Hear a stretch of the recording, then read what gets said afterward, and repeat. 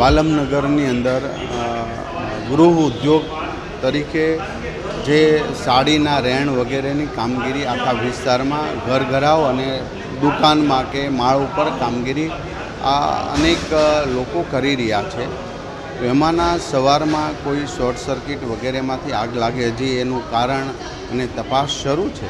પરંતુ 6 લોકો દાઝા છે. એમને અમે સ્મીમેર હોસ્પિટલમાં મેયરશ્રીને અમે પહોંચી ગયા છીએ. એમની તમામ પ્રકારની સારવાર અને કોઈ પણ જગ્યાએ કચાશ ન રહે અથવા તો એને ખોડખાપણ ન રહે એવી તમામ ડૉક્ટરોને સૂચના આપી છે.